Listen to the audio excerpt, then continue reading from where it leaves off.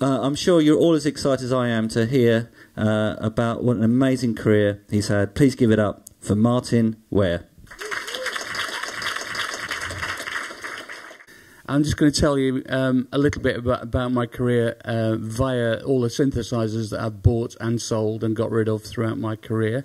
And the very first synth I had was a dual stylus stylophone. It was rubbish, but it was an introduction to synthesis for me.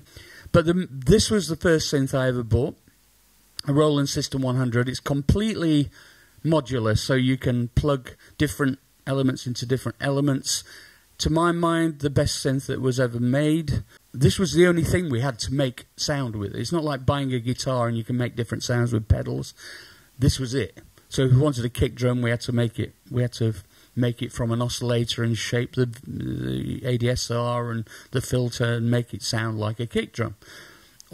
And the first thing we did with that was a track called Being Boiled, which is this, and it cost about £3.50 to make this. Okay, ready. Let's do it. And then it was released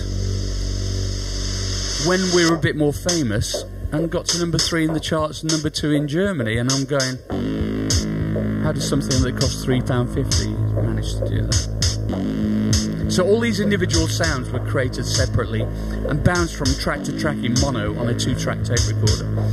And there's something about the limitations that you have at that point that actually makes you do stuff in a different way, which is really quite cool. And I hear a lot of young electronic bands who sound a bit like this now, even though they've not got any limitations really, which is quite interesting. These were pretty revolutionary. The TB303, which is still kind of held in high regard by the dance fraternity, with Heaven 17, which we formed in 1981 with the Human League split, that we had one of the first songs that featured the bass line on it. So I'm going to play a bit of that, if this works. Hold on. Once there was a day we were together all the way, an endless path unbroken. Limitations are good, and having a kind of distinctive palette is good. And it might make you go back to like the infinite amount of variety that we have on even the most basic digital audio workstations and go, do you know what? To define my sound, I need to have a more limited palette. Okay, moving on to my company Illustrious, which I formed in 2001 with Vince Clarke from Eurasia.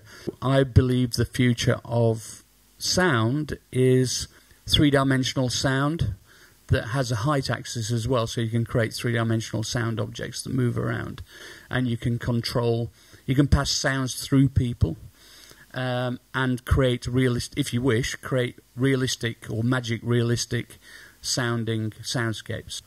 We do a lot of large-scale urban projects. The biggest one we've done so far was in the centre of Mexico City. We had I think it's a 38.10 system in there, and we had 12 different sound artists were asked to respond to the sounds of Mexico City. You were a very big part in like starting up an electronic scene in England, and like with like the Human League and stuff like that. I'm trying to do a similar thing, like create like a scene. What would be your advice? The tools are much easier to understand and work with, and you're very lucky to be in a college like this. But really what's more important is deciding what is your thing. And so making a scene is not really something, that's like saying, can you make that mix good? Please, just press the good button. You just got to go through the process and hope that something emerges from it, and stay true to your creative beliefs. The creative process, the way you do your work, I imagine it to be quite different than you're using knobs and keys rather than strings. Like when I sit down with a guitar and try to fiddle around, it must be quite something different with the keyboard. What's it like? It gives you a different take on it. You know, it's like I'm not a trained musician. I can barely read music. My keyboard playing is abysmal. but I've got a very good ear. My entire production career is about fighting against over-complexity. Martyn, thank you so much for coming in. It's a pleasure. Everyone's just seen a legend of electronic music. So please put your hands together for Martyn Ware. Thank you. Thank you.